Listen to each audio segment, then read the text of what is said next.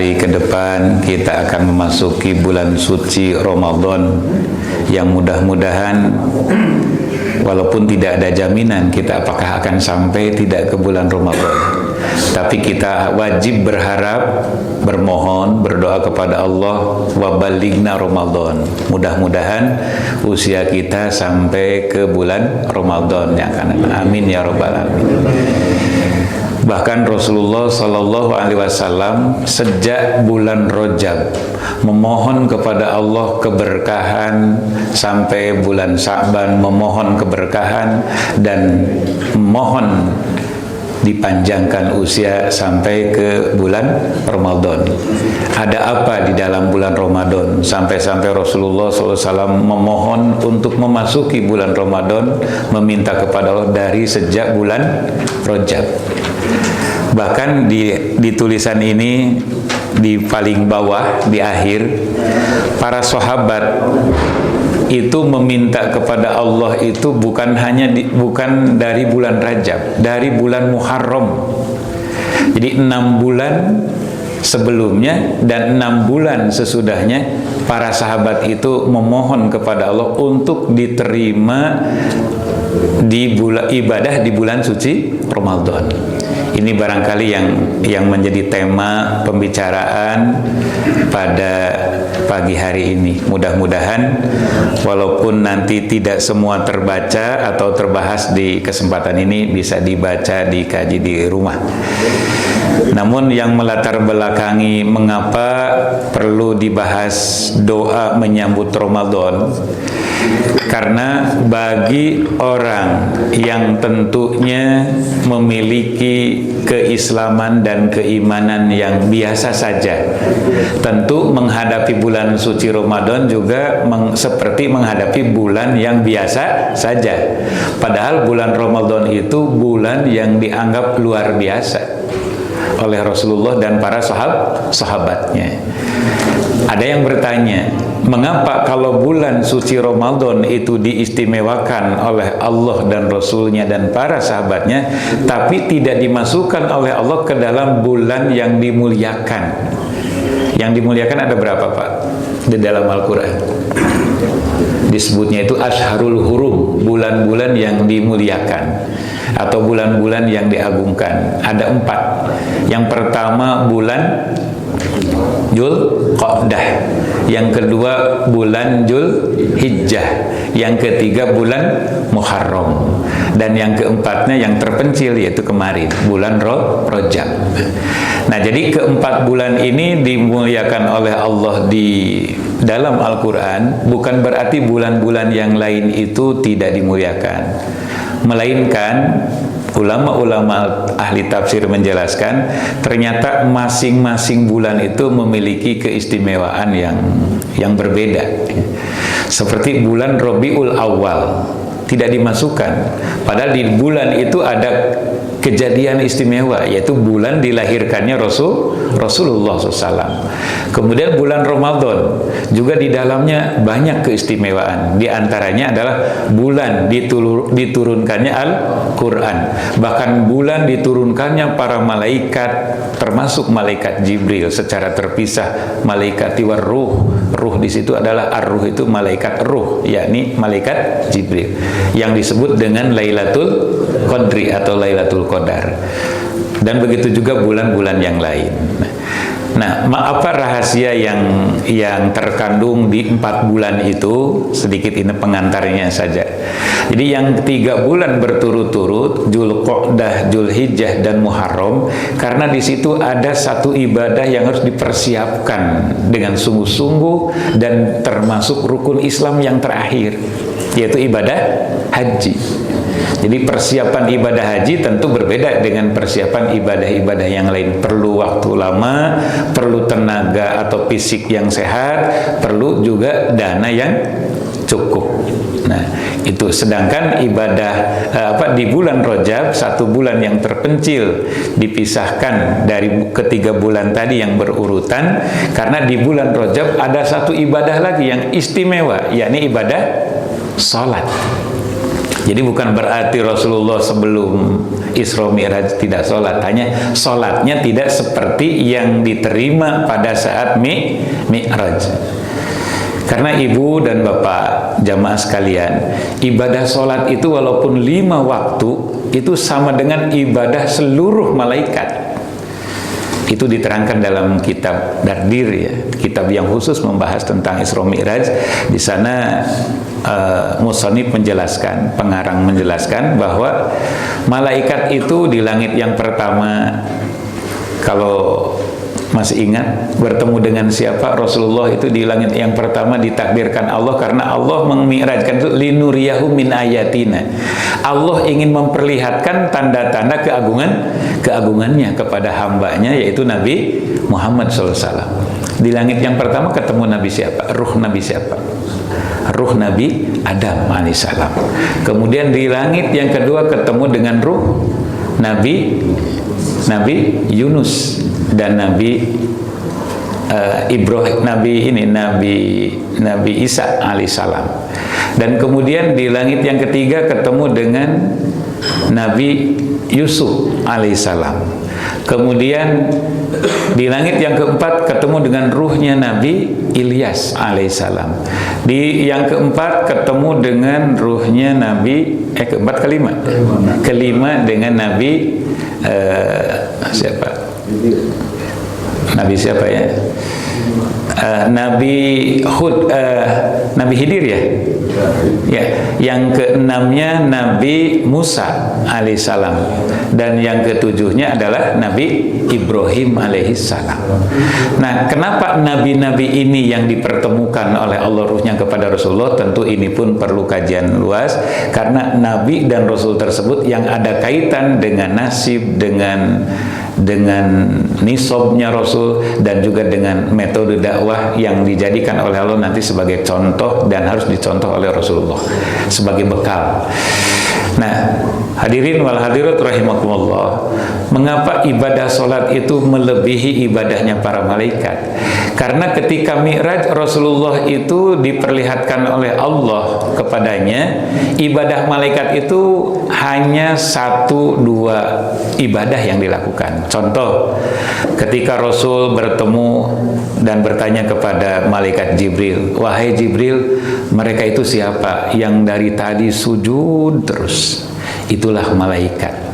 Jadi tidak pernah bangun dari sujudnya kecuali ketika Rasulullah mengucapkan salam, mereka menjawab salam, dan kemudian sujud lagi. Kemudian ada lagi para malaikat yang ruku terus-terusan. Mereka bangun dari rukunya atau i'tidal ketika menjawab salamnya Rasulullah bersama malaikat Jibril alaihissalam.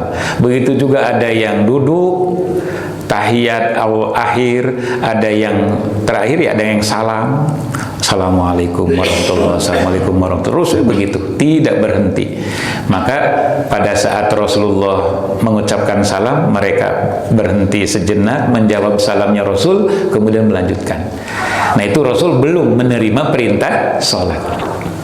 Nah, kemudian pendek cerita, setelah naik ke Sidratul Muntaha, Rasulullah setelah mengucapkan salam, apa salam Rasul kepada Allah? Tidak Assalamualaikum, ya, Assalamualaikum Allah, enggak, karena Allah yang punya salam, yang punya rahmat. Tapi dengan pujian kepada Allah yang kita baca dalam tahiyat, at-tahiyatul mubarakatus salawatut thayyibatu lillah. Itu salamnya Rasul kepada Allah. Dan jawabnya Allah kepada Rasul, assalamu alaika. Tidak Assalamualaikum, karena yang datangnya sendiri Rasulullah. Assalamu alaika ayuhan nabiyyu wa rahmatullahi wa barakatuh.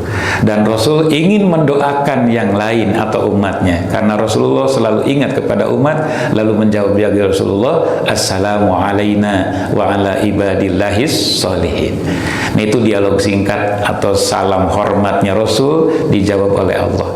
Dan selanjutnya, pendek cerita, dalam dialog itu Rasulullah meminta kepada Allah, ya Allah, saya ingin sekali ibadah bersama umatku seperti ibadahnya para malaikat.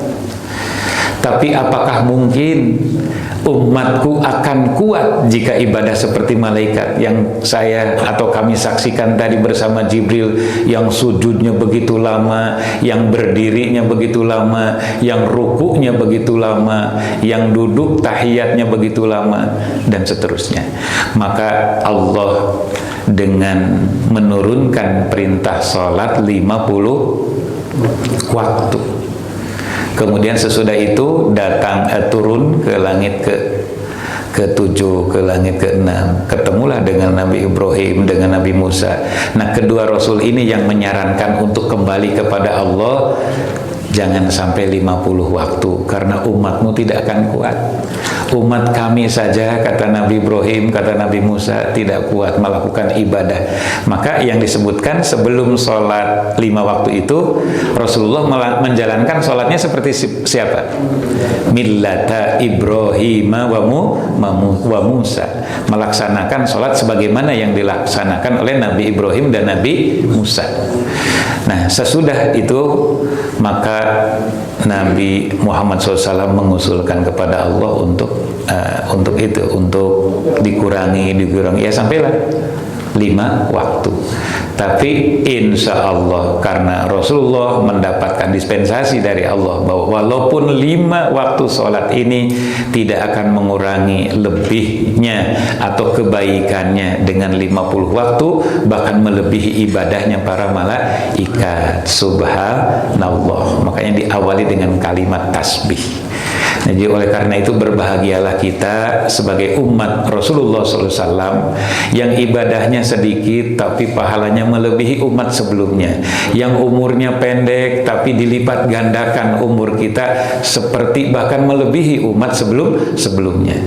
Satu malam 1000 bulan. Kalau umur kita 70 tahun, 70 kali 1000 bulan berarti umur kita 70.000 bulan. 70.000 bulan. Panjang sekali umur kita.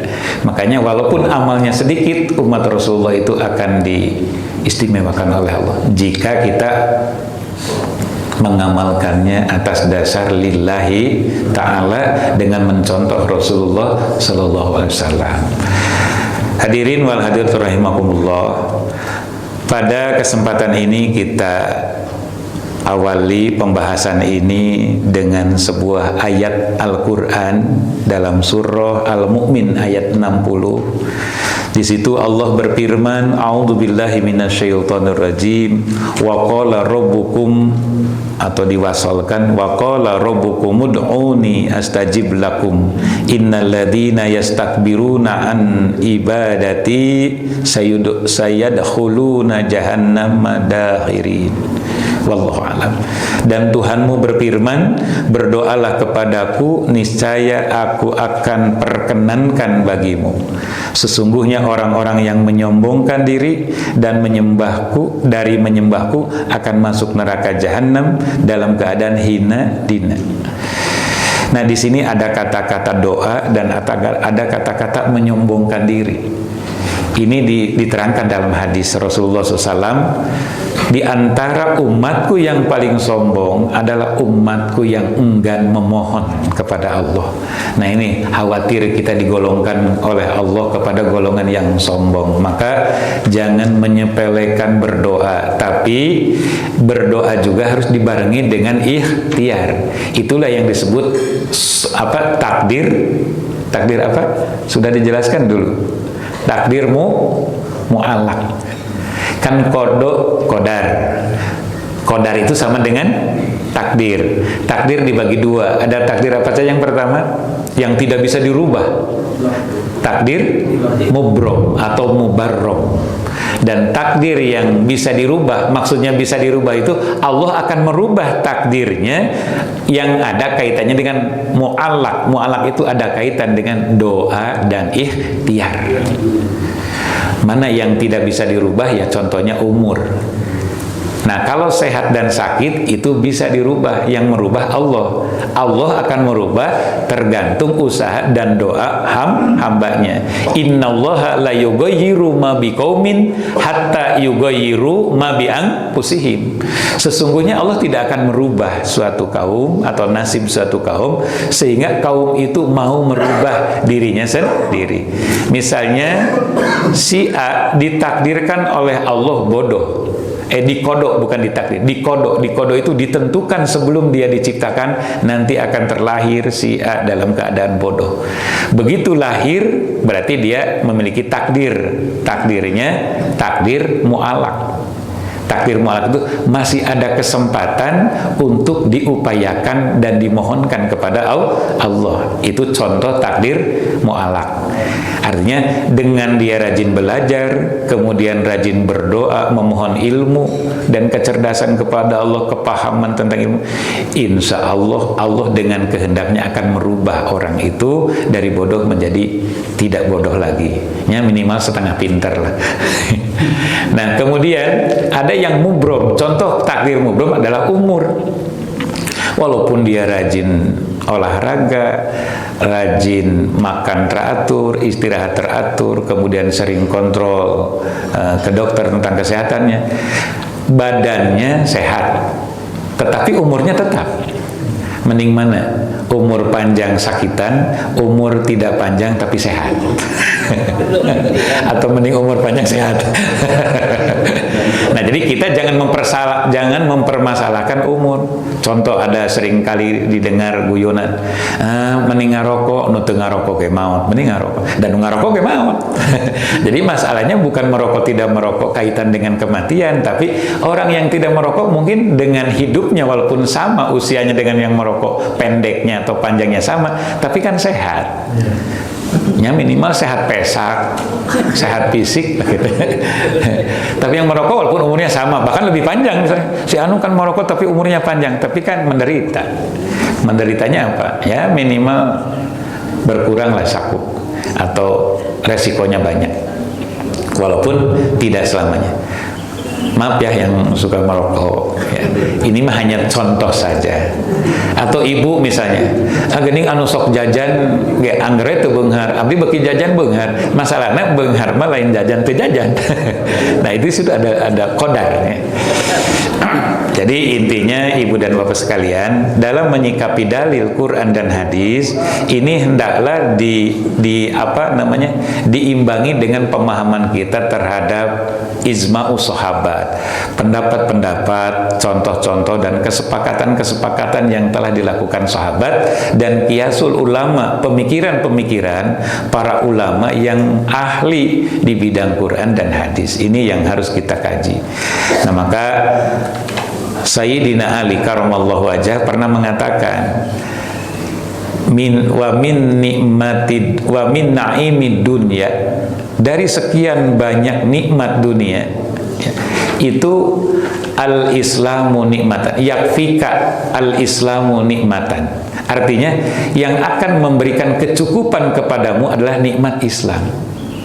Jadi dengan nikmat Islam, artinya nikmat beragama, nikmat dalam melaksanakan keislaman, itu jauh akan melebihi kenikmatannya ketimbang kita menikmati nikmat yang selainnya.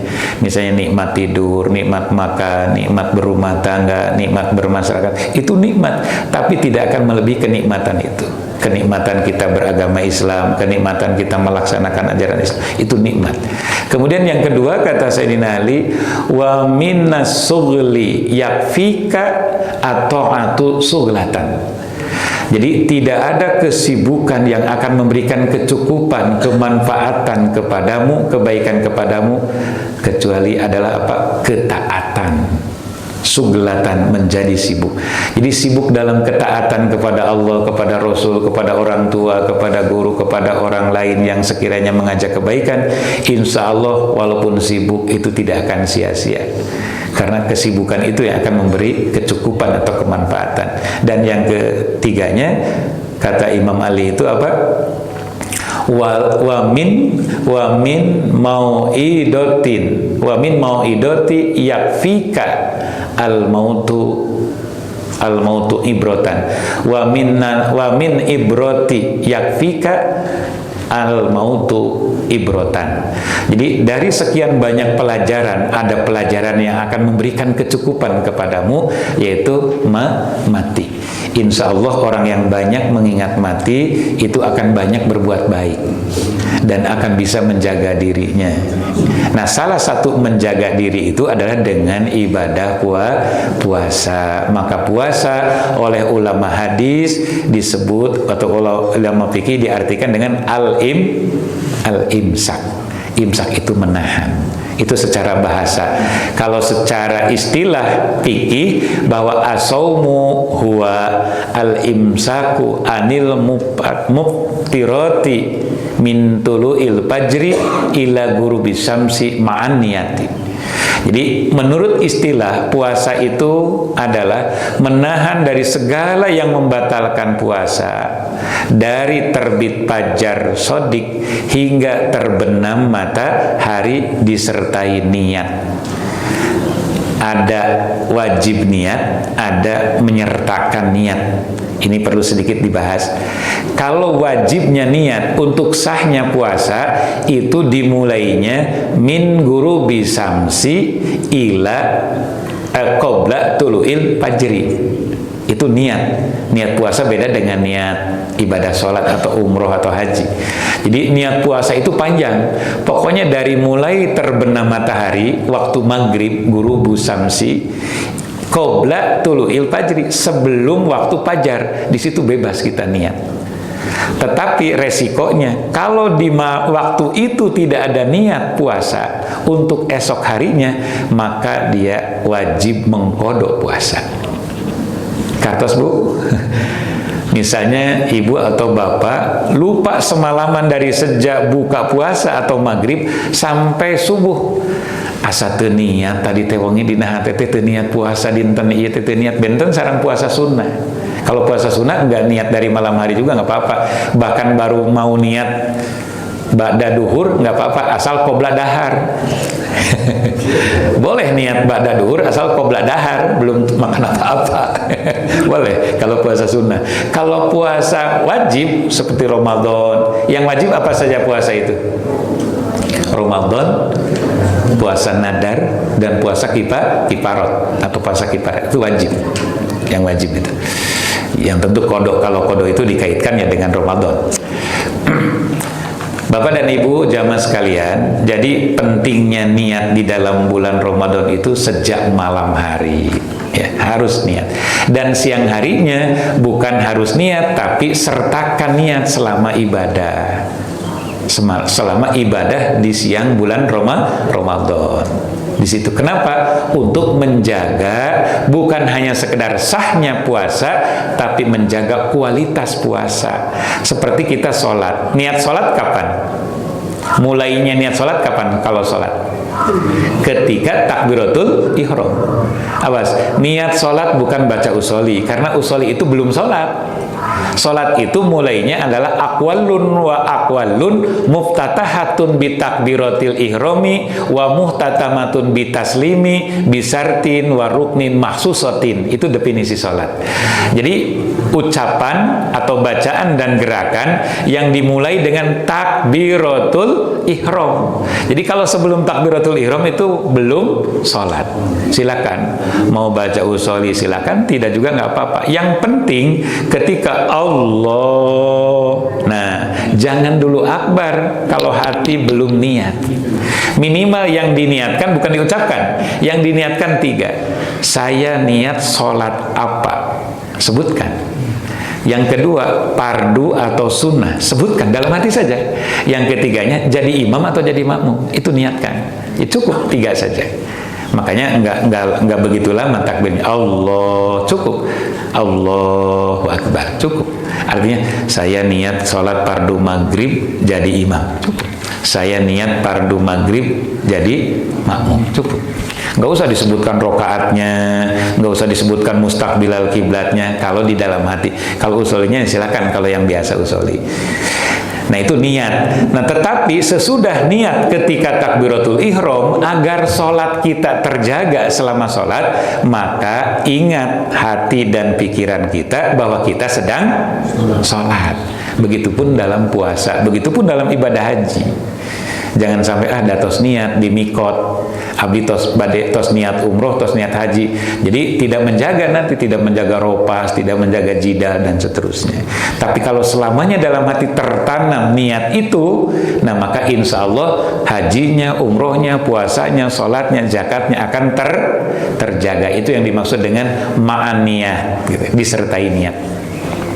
Paham ya? Mudah-mudahan paham. Nah itu definisi puasa. Nah hal ini kita tidak bisa apa-apa tanpa pertolongan Allah. Maka banyak-banyaklah sebelum berdoa, sebelum memasuki suatu ibadah itu memohon perlindungan kepada Allah. Seperti kita sebelum baca Fatihah sesudah takbiratul ihram kan ada doanya disebut doa iftitah, doa pembuka. Doa pembuka, minta perlindungan, pertolongan kepada Allah. Sebab kita ini la haula wala quwata, tidak ada daya dan kekuatan. Kita tidak akan bisa berdiri sholat, kita tidak akan bisa membayar zakat, kita tidak akan bisa melaksanakan puasa, kita tidak akan bisa menunaikan ibadah haji, umroh tanpa pertolongan Allah. Jangankan itu yang dianggap berat, Allah memberikan contoh, kulu wasrobu, makanlah dan minumlah. Itu kan hal sepele menurut kita, padahal itu hal yang sangat esensial. Bisa nggak kita mendirikan sholat, kuat puasa kalau tidak makan minum? Ya. Makanya makan minum itu sungguh diatur sedemikian rupa oleh syariat Islam. Mulai dari mencari rezeki untuk dimakan dan diminum dan dipakai harus yang halalan thayyibah. Mencari rezeki untuk ongkos umroh haji juga yang halalan thayyibah. Untuk ongkos ibadah puasa, makan sahur, minum sahur, makan buka, minum buka, itu juga harus yang halalan thayyibah. Ini sangat. Jadi mengapa Allah memfirmankan makan minumlah wala tusrifu, dan janganlah berlebih-lebihan. Innallaha la yuhibbul musrifin. Sesungguhnya Allah tidak menyukai yang berlebih-lebihan. Ini supaya jadi pusat perhatian kita. Jangan menganggap sepele sesuatu hal yang oleh Allah disebutkan dalam Al-Quran, karena tidak mungkin, mustahil Allah memfirmankan kalau tidak ada manfaatnya untuk hambanya. Kan jelas di awal Al-Baqarah, Al-Quran itu apa? Hudal lil muttaqin. Baik, lanjutkan. Itu jangan sampai kita ada kesombongan, bulan puasa iya mah pasti orang sehat. Entong pasti belum tentu. Nggak ada BPJS panjang umur. Apakah ada jaminan kita akan sampai 1 Ramadan? Nggak ada. Maka kita dari mulai Rajab kemarin minta Allahumma barik lana fi Rajab wa Sya'ban wa balikna Ramadan. Bahkan para sahabat itu dari bulan Muharram, Safar, Rabiul Awal, Rabiul Akhir, Jumadil Awal, Jumadil Akhir, 6 bulan meminta kepada Allah untuk diberkahi umur, diberkahi rezeki, diberkahi kesehatan, supaya sampai ke bulan Ramadan. Disambung lagi di bulan Rajab, Sya'ban, memohon sebagaimana yang dicontohkan Rasul. Nanti sesudah beres Ramadan, Syawal, meminta lagi kepada Allah. Nah itulah kebiasaan para sahabat. Itu ya disebutkan dalam hadis, dalam qaul ulama yang di bawah tulisan. Lalu kita lihat yang kedua, apa latar belakang kita mengapa harus berdoa atau banyak bermunajat kepada Allah? Yaitu tadi dikaitkan dengan takdir, ada takdir mu'alak. Takdir mu'alak itu apa tadi? Ketentuan Allah, kepastian Allah diukurkan kepada doa dan usaha manusia. Yang usahanya rajin, berdoanya rajin, berbeda dengan yang usahanya malas, doanya malas. Itu dibedakan oleh Allah. Yang berilmu ikhlas dengan berilmu tidak ikhlas dibedakan oleh Allah. Yang ibadahnya ikhlas dengan ibadahnya tidak ikhlas juga itu dibedakan kedudukannya oleh Allah. Contoh real, sholat sendiri dengan sholat berjamaah beda nggak derajatnya? Beda. Itu dibedakan. Nah, di sini Allah mengingatkan kepada kita dalam surat Fatir ayat 15, ya ayuhan nasu antumul fuqara'u ilallah wallahu huwal ghaniyul hamid. Wahai manusia, kamulah yang berkehendak kepada Allah. Bahasa Sunda nama maraneh anu butuh ku Allah. Sanes Allah butuh ku maneh, maraneh anu butuh ku Gusti Allah. Da manusia masanajan sadayana teu sarolat, Allah rugi moal. Allah eureun moal jadi pangeran. Moal. Ayeuna manusia sadayana ari ibadah, Allah angger moal sugan ngadedak bunga. Angger Allah. Rahman Rahim. Walaupun orang itu beribadah dikasih ku Allah, tidak beribadah juga dikasih. Buktinya banyak orang yang tidak beriman, tidak beribadah, oleh Allah diberikan sama dengan orang yang beribadah, bahkan kadang-kadang lebih. Lebih. Nah, itu di dunia. Tapi yang Allah bedakan nanti di akhirat. Nah, maka di sini kita jangan merasa dibutuhkan oleh Allah, tapi justru kita yang butuh oleh Allah. Makanya nanti di akhirat wajah manusia itu ada dua. Ada yang putih, ada yang hitam. Nggak tahu putihnya seperti apa, hitamnya seperti apa. Hanya ulama menggambarkan ketika yaitu kejadian Mi'raj tadi. Allah memperlihatkan kepada Rasul sekelompok umatnya yang berwajah seperti bintang. Ditanya oleh Rasul, wahai umatku, apa amalanmu ketika di dunia sampai wajahmu gemerlapan seperti bintang? Mun di dieu mah kos Pak Asep maksudnya. Jadi wajahnya teh kitu kerlip juga lampu. Ditanya oleh Rasulullah, apa amalanmu ketika di dunia? Ya Rasulullah, amalan kami tidak seberapa. Hanya kaitan dengan sholat. Kami suka berwudu kalau mendengar adzan. Rutin kami seperti itu, kecuali kalau udur dan lupa atau ketinggalan atau ketiduran. Jadi selalu memperhatikan kalau adzan berkumandang, kami selalu menyegerakan berwudu. Subhanallah. Bahkan ada lagi yang lebih dari itu. Rasulullah melihat sekelompok umatnya yang berwajah seperti bulan. Wahai umatku, cahayamu begitu terang seperti terangnya cahaya bulan. Apa amalanmu waktu di dunia? Wahai Rasulullah, kami ini selalu merutinkan kecuali udur, sakit atau ketiduran, suka berwudu sebelum adzan. Artinya jauh-jauh sebelum adzan kami sudah berwudu. Kalau yang tadi begitu adzan baru wudu. Misalnya adzan jam 12, wudu jam 12 kurang 5 menit atau kurang 10 menit. Seperti bulan. Hayang pas seperti bulan gitu. Wudu sebelum adzan. Tapi sanes wudu bungkul tos wudu ulin we. Tos wudu ngan pasan salat. Nah, yang ketiga ada 3 golongan. Yang ketiga lebih terang dari itu. Bukan cahaya, kalau bintang cahaya, kalau bulan cahaya. Ini mah sinar. Sinar matahari. Ini lebih glowing lagi. Wahai umatku, amalan apa yang kau lakukan sampai-sampai sinar wajahmu menyilaukan kami? Apa jawab mereka? Ya Rasulullah, sesuai petunjuk dan contohmu, kami selalu siap sholat. Jika adzan sudah selesai, kami sudah siap sholat. Alhamdulillah tadi saya bahagia sekali, mudah-mudahan terus langgeng dan diabadikan di masjid ini. Adzan belum berkumandang, sudah ada yang sudah berbaris, yang sudah duduk. Itu nanti cahayanya seperti matahari. Jadi nanti kalau saya melihat cahaya matahari di alam masyarakat, jamaah mutiara. Pasti ya jamaah mutiara, ya ibu-ibu na bapak-bapak na. Kumaha atuh lamun anu teu kitu, teu jiga bentang, teu jiga bulan, teu jiga panon, jiga samagaha. Gerhana itu.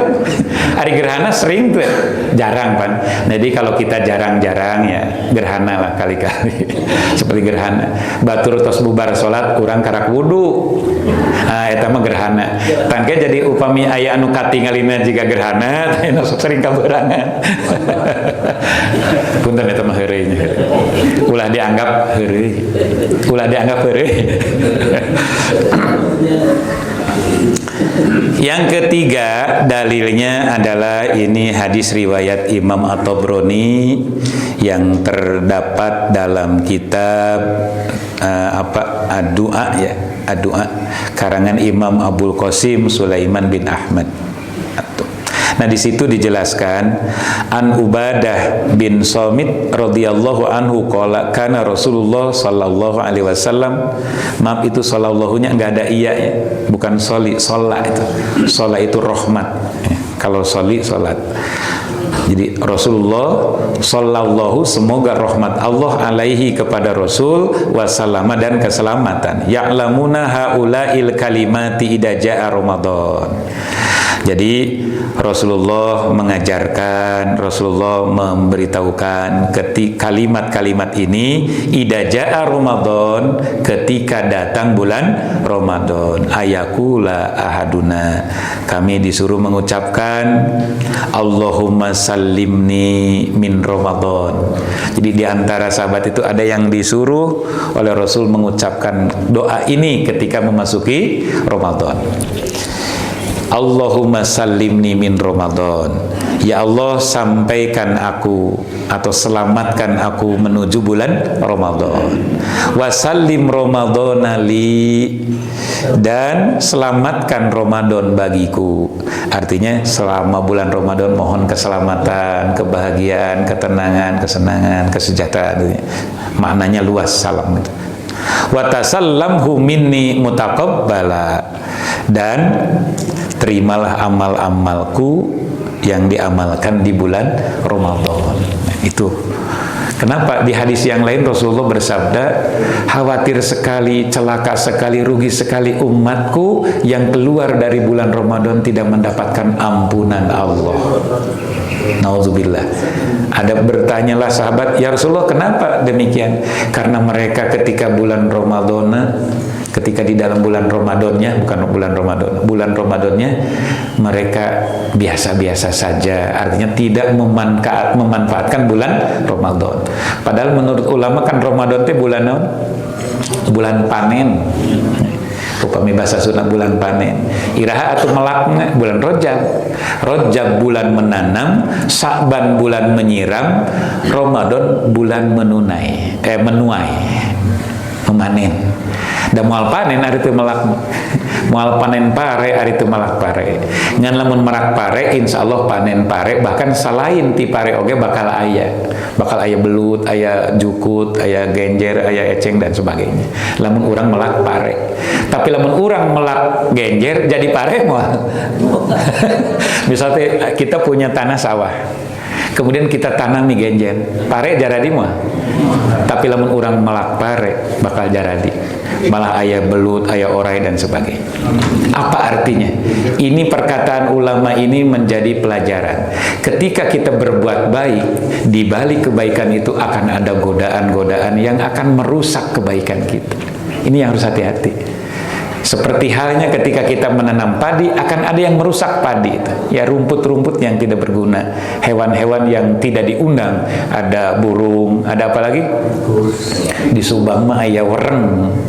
Wereng teh anu sok nampel kana daun pare. Hama itu. Ya termasuk tikus. Malah anu tikus gede dinya ngarusak pare.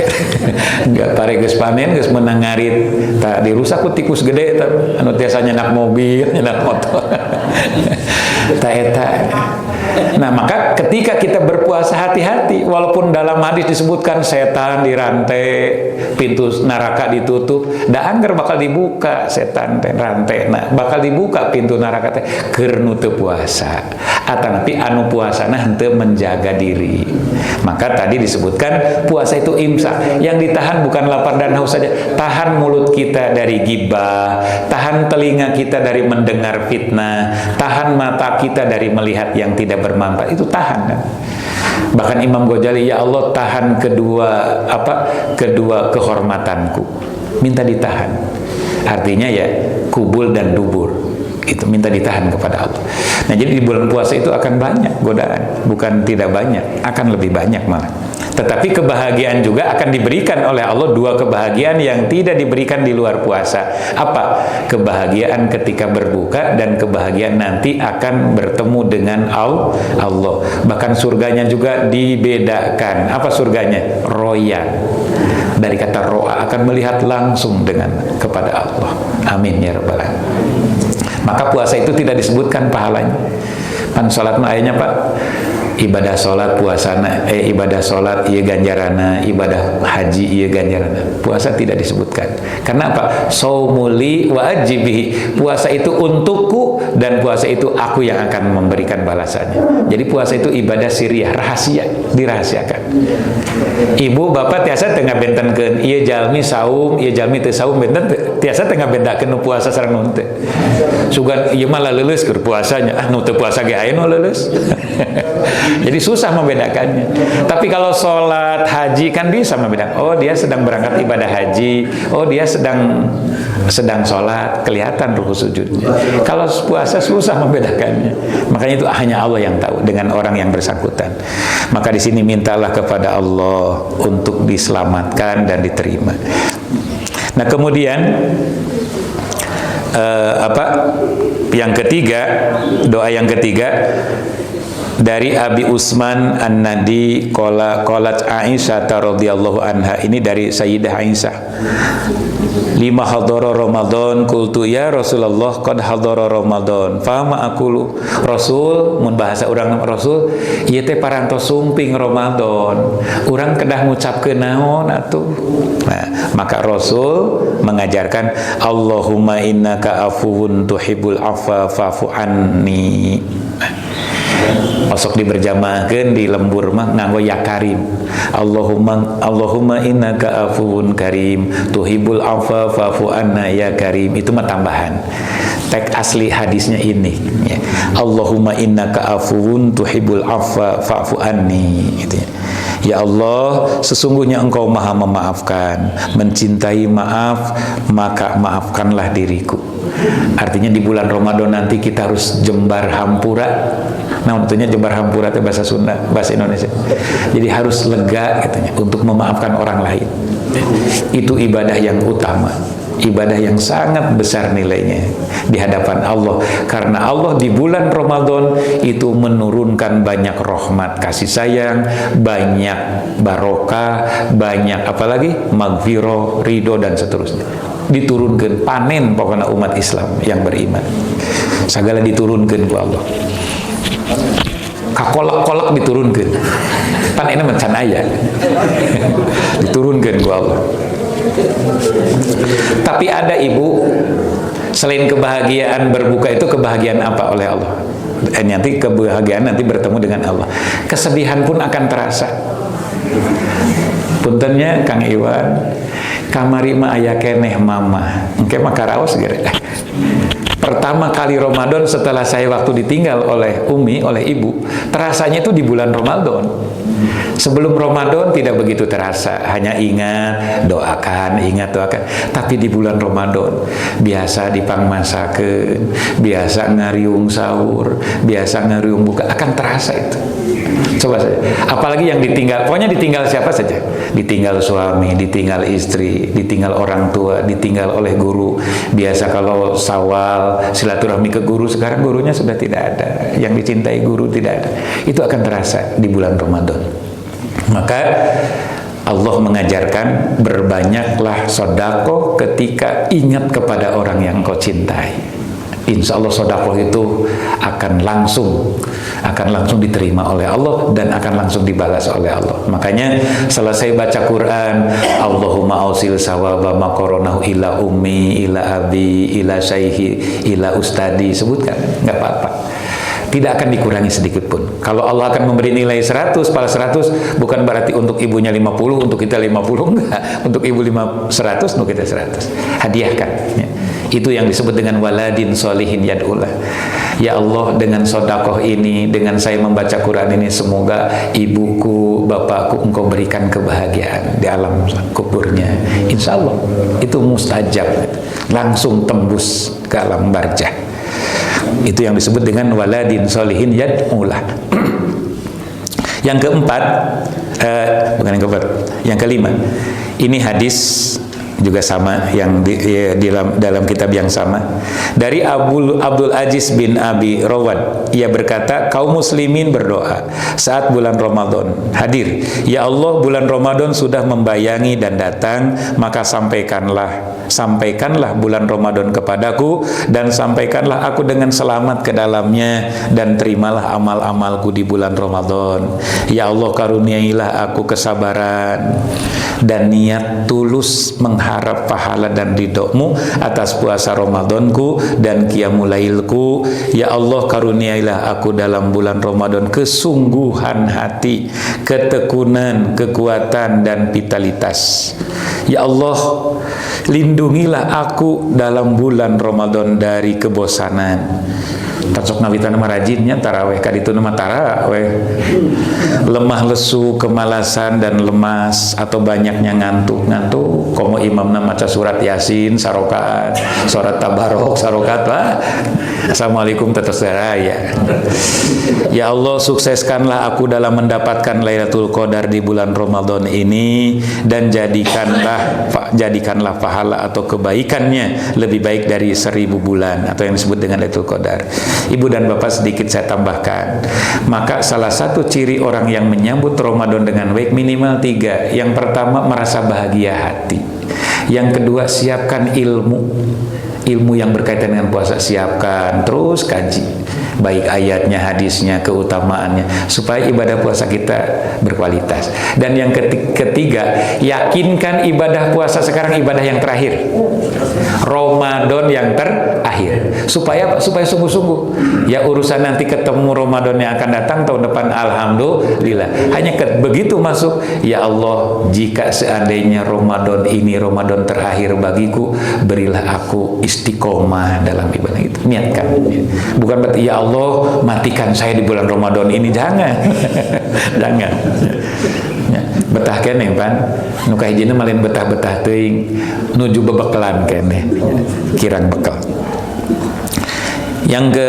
Yang selanjutnya ini masih doa. Allahu Akbar, Allahumma ahillahu alaina bil amni wal iman wassalamati wal islam wa taufiqi lima tuhibbu wa tardo Rabbuna wa rabbukallah. Allah Maha Besar. Ya Allah, jadikanlah hilal itu bulan Ramadan bagi kami dengan membawa keamanan dan keimanan. Amin, gitu ya. Nanti berdoa iman kanggo nu mau diperbanyak teh supaya diamalkan di bumi. Keselamatan dan Islam, dan membawa taufik yang membimbing kami menuju apa yang Engkau cintai dan Engkau ridhoi. Tuhan kami dan Tuhan kamu teh bulan. Tuhanku dan Tuhanmu, hei bulan, gitu. Hei Ramadan, kata Rasulullah, adalah Allah. Jadi tetap yang dipertuhankan itu Allah. Kemudian apa yang terakhir itu yang tadi hadis riwayat Imam Ahmad, dan yang terakhir yang sudah saya jelaskan di awal tadi, bahwa saking banyaknya di bulan Ramadan itu keistimewaan dan yang dilebihkan oleh Allah. Jadi ibadah 1 dibalas 10, ibadah sunnah diberi pahala ibadah wajib di luar Ramadan, pokoknya luar biasa. Maka para sahabat memohon sejak awal kepada Allah untuk dipanjangkan umur, diberkahkan, disehatkan, dan seterusnya. Dan sama dengan kita pun berharap seperti itu. Makanya cantumkan dalam hati, tanamkan dalam hati bahwa setiap kita roja harus dibarengi dengan khauf. Khauf itu apa? Takut. Roja, berharap. Setiap kita berharap kepada Allah dibarengi dengan takut. Setiap kita takut dengan Allah dibarengi dengan berharap. Insya Allah orang seperti ini akan mengalami istiqomah atau keseimbangan dalam hidup. Jangan terus-terusan takut, dihinggapi dengan ketakutan, takut mati, takut miskin, takut sakit, takut rugi, takut bangkrut, dan seterusnya. Tetapi di balik takut itu kita harus juga roja, berharap, terus berdoa, dan terus berikhtiar. Tapi jangan lupa ketika kita berikhtiar, berdoa, juga berharap, jangan lupa takut ibadah kita ditolak, takut ibadah kita ria, takut ibadah kita gagal, takut ibadah kita tidak mabrur, takut ibadah kita tidak sah. Itu juga harus dipikirkan. Maka dengan ilmu dan amalah yang akan menjadikan kita selamat, insya Allah. Rupanya demikian yang dapat saya sampaikan. Mohon maaf kalau ada kehilapan, kekurangan, dan secara pribadi selama sebelum Ramadan barangkali, dan bukan barangkali, pastinya ada kesalahan baik sikap maupun ucap. Mohon maaf yang sebesar-besarnya, dan selamat menunaikan ibadah Ramadan. Mudah-mudahan selama ibadah Ramadan dan sesudahnya senantiasa ibadah kita menjadikan kita Idul Fitri, kembali kepada kesucian, dan minal aidin wal faizin, tergolong kepada orang yang kembali dan mendapat keuntungan serta kemenangan di sisi Allah. Amin ya rabbal alamin. Sebelum ditutup, barangkali ada yang mau ditanyakan atau ada yang mau disampaikan sebagai tambahan, kami persilakan.